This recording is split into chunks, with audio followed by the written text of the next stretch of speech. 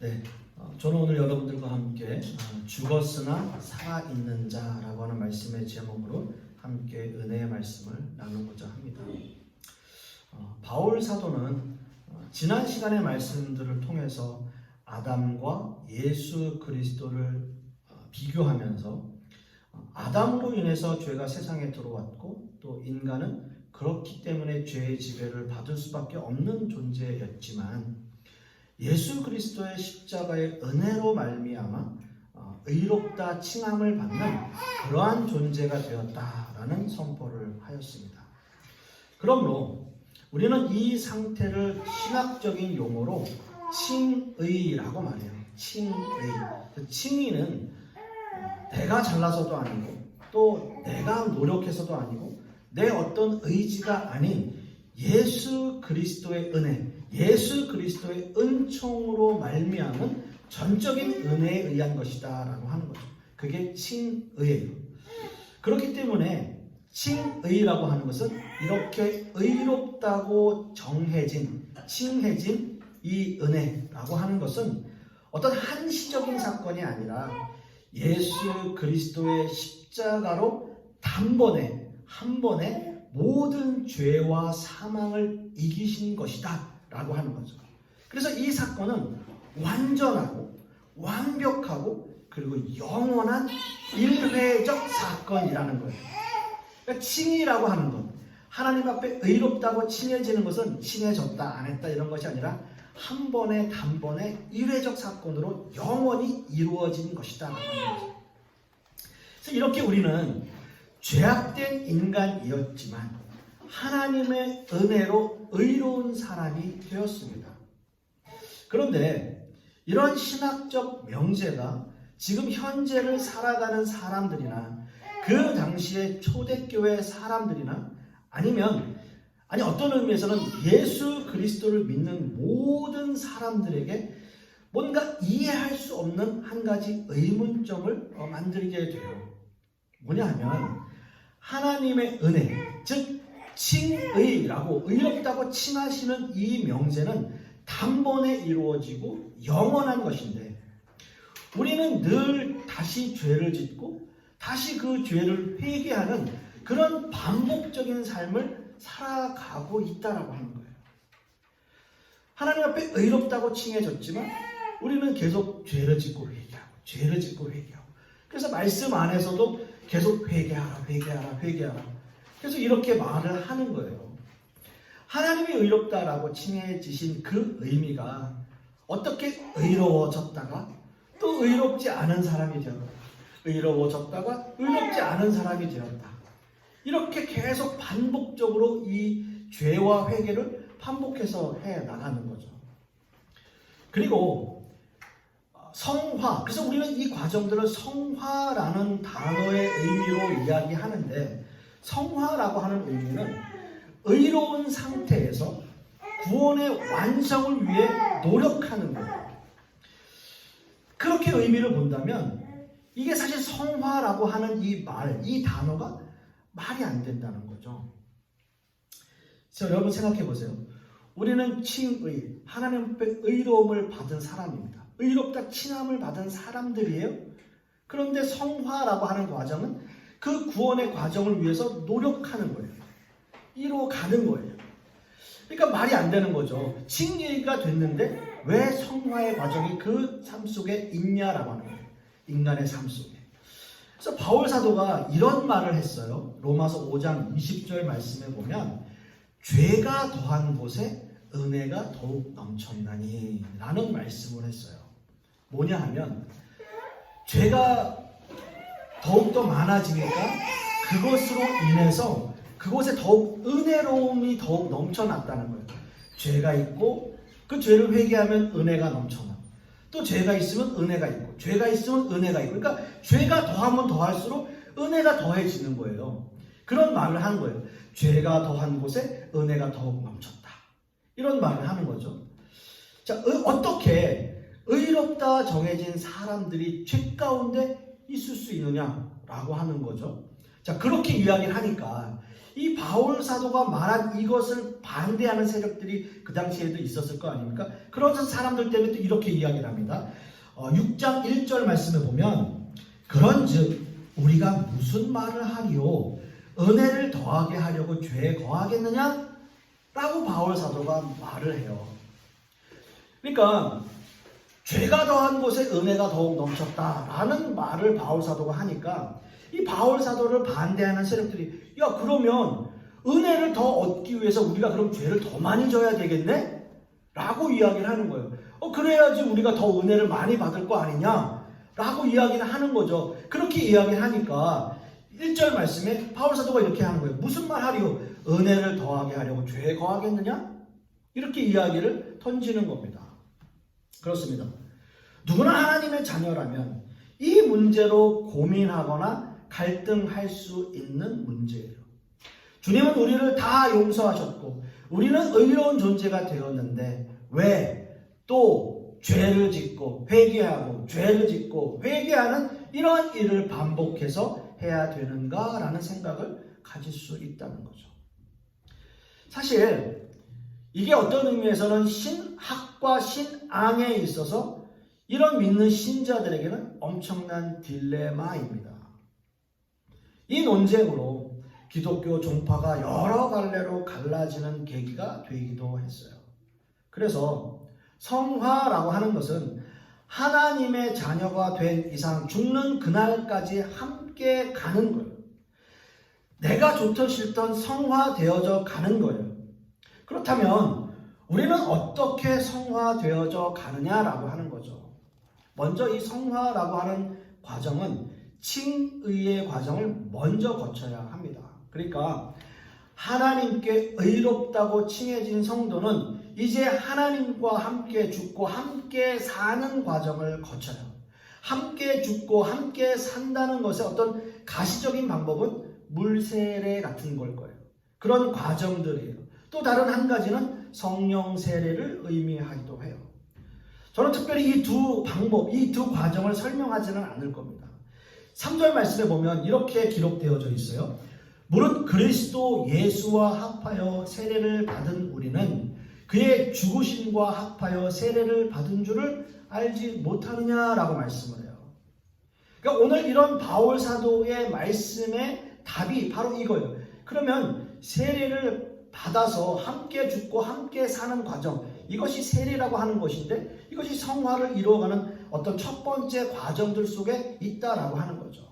물론 물세례는 세례라고 하는 것은 물세례와 성령 세례로 나뉘지만 바울 사도가 말하는 것은 세례를 통한 그리스도와의 연합에 가장 큰 의미를 두고 있는 겁니다. 세례는 우리가 죄로부터 깨끗해졌다는 것과 성령을 선물로 받았다는 것을 의미해요.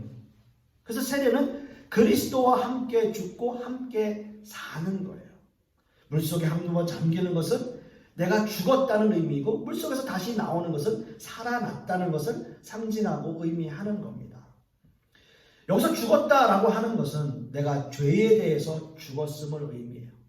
결국 세례는 죽었다가 다시 살아나는 것을 최종적 목표로 하고 있습니다.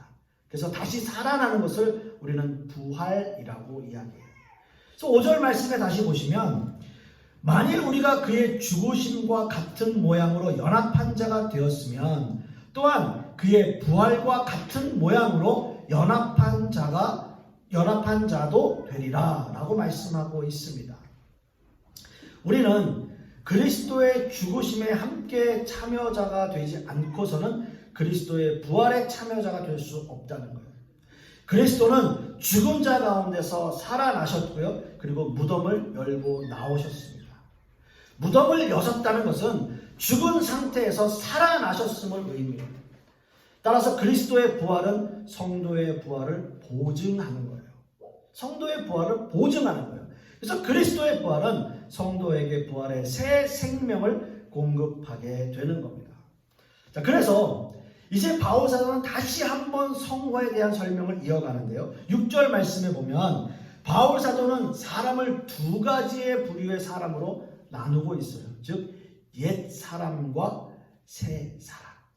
옛사람은 영적으로 죽은 사람이고요. 본질적으로 마음이 악한 사람이고요. 죄의 종노릇 하는 사람이고요. 하나님에게서 떠난 사람이 바로 옛사람입니다. 옛사람에 머물러 있는 사람은 죄를 지어도 그 죄로 인해서 아무런 갈등을 느끼지 않고요. 어떤 의미에서는 죄의 세력에 이끌려 이리저리 끌려다니는 사람을 말하는 거예요. 그러나 새 사람은 예수 그리스도와 함께 십자가를 지고 예수님과 함께 십자가에 못 박힌 사람입니다. 결국 이렇게 그리스도와 연합된 성도는 더 이상 육체의 욕심을 따라 살지 않고요. 하나님의 선하신 뜻을 따라 생활하는 그러한 삶으로 변화를 일으킨 사람을 새 사람이라고 이야기합니다. 자, 그런데 여러분, 하나님의 은혜로 우리는 옛 사람을 벗어버리고 이제 새 사람이 되었어요. 여러분 생각해 보세요. 우리의 모습을, 나의 모습을 한번 내 스스로 비춰봤을 때 나는 정말 그런 새 사람의 모습으로 살아가고 있는가? 주님을 믿고 영접한 이후로 나는 정말 새로운 모습의 신자, 새로운 모습의 신자, 새 사람으로 살아가고 있는가? 저부터도 그런 질문을 저에게 던지신다면 저도 예라고 답하기 좀 힘들어지는 것 같아요. 왜냐하면 아직도 제 속에는 그 옛 모습들이 불쑥불쑥 튀어나오기도 하고요. 저도 뭐 많은 나이는 아니지만 이런 정도 나이가 되고 요새 이제 한 50대 중반 정도 되면 다들 갱년기 얘기들을 많이들 하시더라고요. 뭐 여자분들은 더욱더 그런 게 있지만 뭐 남자들도 그런 게 있다고 그래요. 그러니까 이제 뭔가 그런 것들 때문에도 불쑥불쑥 화도 나고 뭐 화도 내고 막 그러는 거예요.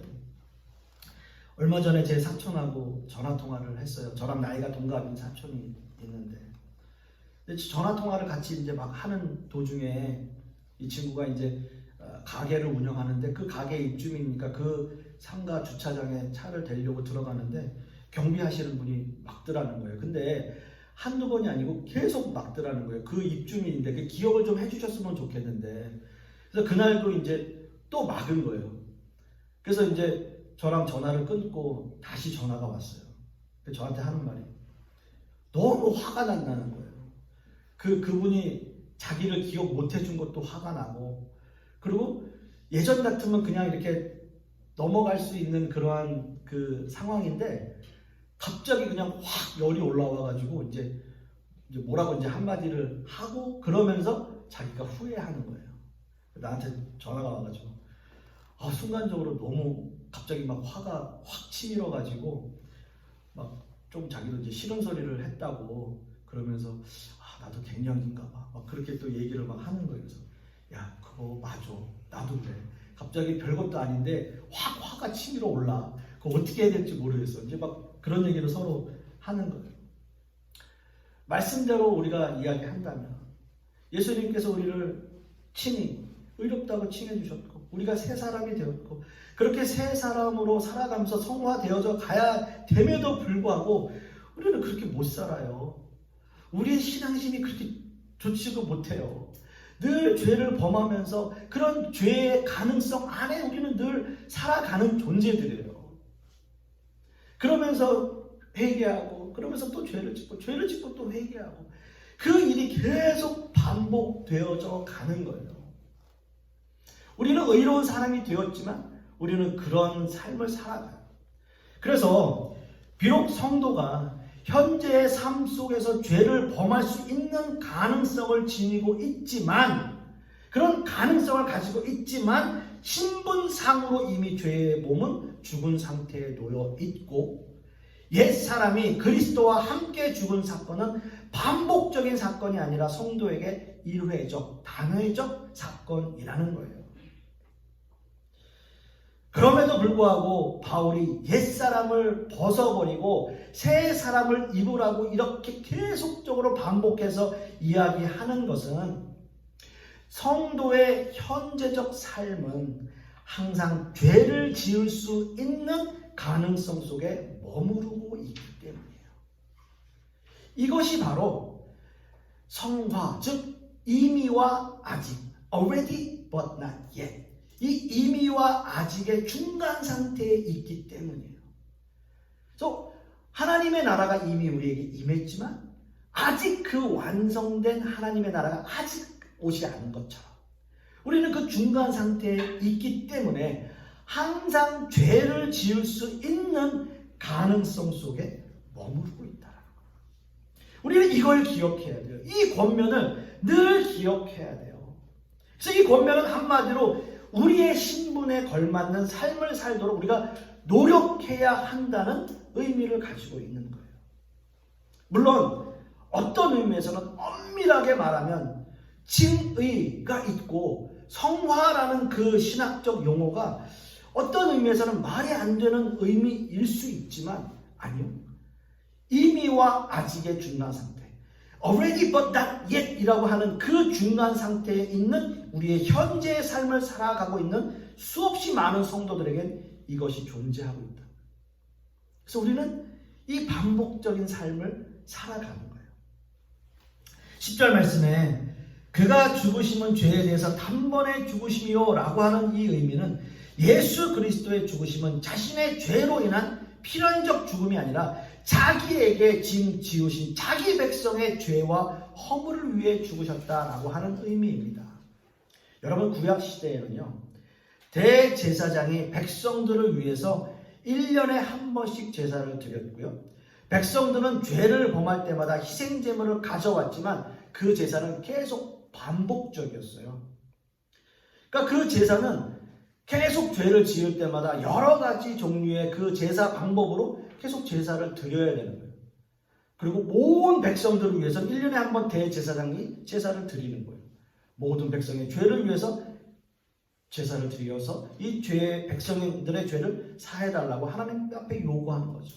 그러나 이렇게 반복적으로 드려졌던 이 제사는 예수 그리스도의 그 희생 제물로 말미암아 오직 한 번, 그 오직 한 번 구약의 제사를 완성하시게 된 겁니다. 그래서 우리는 완전하고 영원한 제사를 드리신 예수 그리스도로 말미암아 다시 그 죄에 대해서 이야기하지 않는 거예요. 이 말씀은 성화의 과정을 거치는 모든 성도들에게 그대로 적용되고 있어요. 예수님의 희생제사는 단번에 영원히 이루어진 것이고 그래서 우리는 살아있는 자들로 이야기하는 겁니다. 우리가 함께 읽은 마지막 11절 말씀에도 보면 이와 같이 너희도 너희 자신을 죄에 대하여는 죽은 자요 그리스도 예수 안에서 하나님께 대하여는 살아있는 자, 살아있는 자로 여길지어다 라고 말씀하고 있습니다. 여러분 이 본문을 존 칼빈이라고 하는 신학자는 이렇게 이야기해요. 들어보세요. 그리스도와 연합하여 죄의 종된 상태에서 해방된 성도는 영적 자유를 얻은 만큼 다시는 죄의 종이 되지 않기 위해서 날마다 육체의 소욕을 제어하는 성화의 삶을 살도록 분투해야 한다. 이것은 죄에서 완전히 끊어져 거룩함과 의 가운데 온전히 거할 때까지 해야 한다는 거예요. 이게 성화예요. 이게 성화예요. 말씀의 결론을 맺습니다. 성화라는 단어 자체가 기독교 신앙이나 신학에서는 역설적인 말이지만 그리스도인은 예수 그리스도와 함께 죽고 함께 사는 종교라고 하는 거죠. 다시 말씀드리면 그리스도인은 죄와 자기 자신에 대하여는 죽지만 하나님께 대해서는 살아서 우리의 삶을 통해 하나님 앞에 우리의 삶을 통해 응답하는 거예요. 답하는 거예요. 이게 성화의 과정이고요. 성화되어져 가는 과정입니다. 성화는 완전한 하나님의 나라가 임하기 전까지 계속 되는 거예요. 우리의 삶이 이렇게 반복되어져 가지만 우리의 성화의 과정을 위해서 노력하며 사시는 저와 여러분 되실 수 있기를 소망하겠습니다. 기도하겠습니다. 아버지 하나님 감사합니다. 오늘 말씀을 통해서 우리가 깨닫는 것은 우리는 하나님 앞에 의롭다라고 칭해졌지만 우리가 살아가고 있는 이 현실의 삶 속에서는 아직 죄와 또 회개를 반복하며 살아가는 그러한 성화의 과정을 살아가는 존재임을 우리는 말씀을 통해서 다시 한번 깨닫습니다. 그러므로 아버지 하나님, 완전한 하나님의 나라가 임하기 전까지 우리가 늘 그 성화의 과정을 통해서 늘 주님 앞에 회개하고 의로운 존재로 살아갈 수 있도록 노력하는 우리 성도님들 되게 하여 주시옵소서.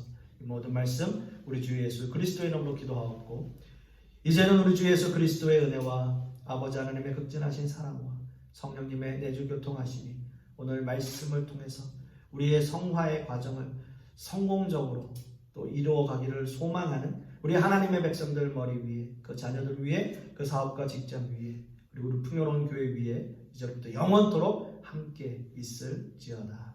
아멘.